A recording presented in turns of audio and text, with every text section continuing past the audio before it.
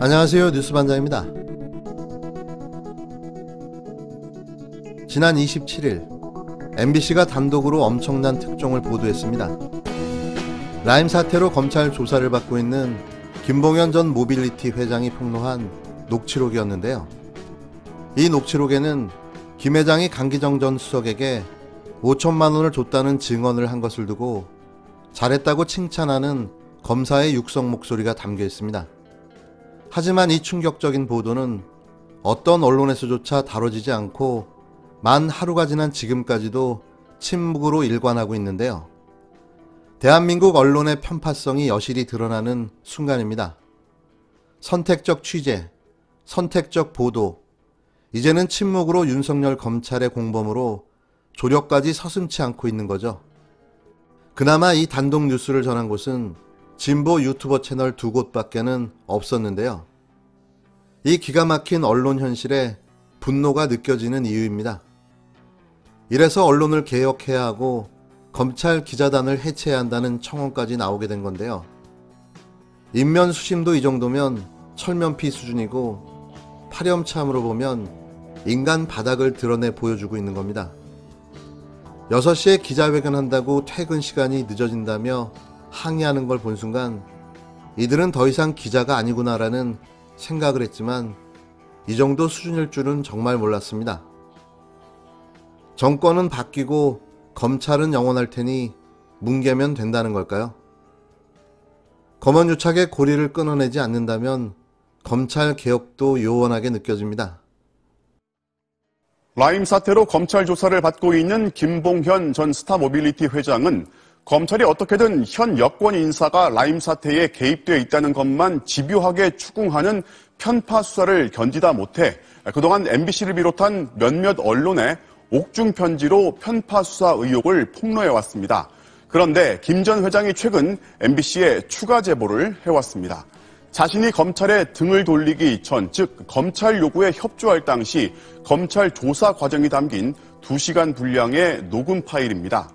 강기정 전 수석 관련 증언을 잘했다는 검사의 칭찬과 김 전 회장의 웃음, 그리고 귀옛말이 등장하는 정상적인 검찰 조사로 보기 힘든 석연치 않은 대목이 많습니다. 지난 10월 8일 남부지법에 출정한 김봉현 회장이 법정에서 이강세 전 MBC 사장에게 5천만 원을 줬고 이 사장이 이 돈을 강기정 청와대 정무수석에게 전달했다는 얘기를 들었다는 돌발 증언을 한 뒤 처음으로 검사를 만난 날입니다. 지금부터 들으실 대화 내용은 김봉현 전 회장과 담당 검사인 최 검사 간의 대화 내용으로 녹취록 상태가 좋지 않아 제가 직접 재현한 내용입니다. 김봉현 회장이 인사를 건네자 검사는 칭찬부터 하는데요. 완전 난리가 나가고. 근데 뭐 정말 잘하셨고 그날 증언 되게 잘하셨어요. 잘하셨고. 김 회장, 완전히 난리가 나갔고 최 검사, 근데 뭐 증언 잘하셨고 그날 증언 되게 잘하셨어요. 잘하셨고. 김 회장의 증언 바로 다음날 중앙일보는 윤석열 검찰청장이 언론 기사를 보고 나서야 강기정 5천만 원 수사 내용을 처음 알았다고 보도했습니다. 이 보도대로라면 청와대 고위직의 이름이 거론된 중요 수사를 윤 청장이 사전에 보고받지 않았다는 뜻인데요.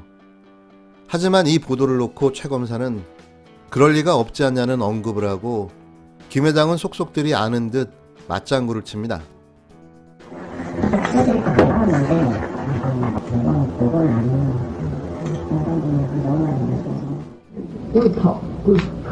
아주 좋은 성격으로 하고 진짜 완전 무능력자를 만들어놔.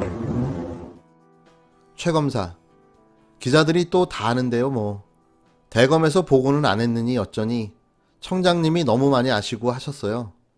김 회장, 그걸 다 아주 정상적으로 하고 있지 않습니까? 완전히 최 검사를 보고도 안 한 무능력자를 만들어 나갔고. 최 검사, 그러니까요.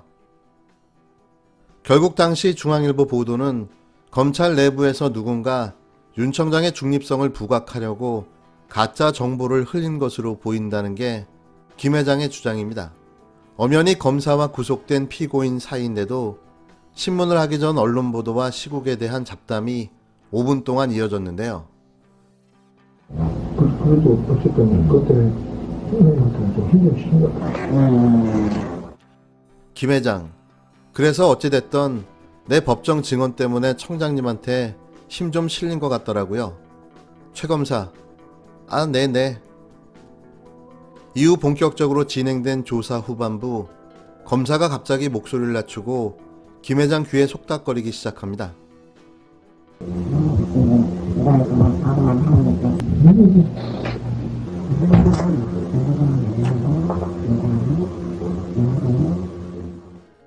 최 검사, 이건 정말 저하고만 하는 말씀인데요.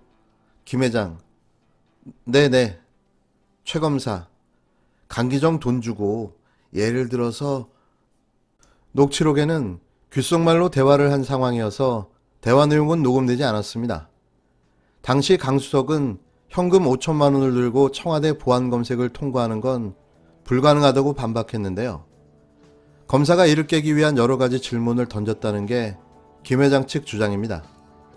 당시 검사는 관련자들의 GPS 위치 추적을 통해 확보한 몇몇 장소를 구체적으로 제시하면서 짐작되는 게 없냐고 귀에 대고 은밀히 물어봤다고 했는데요.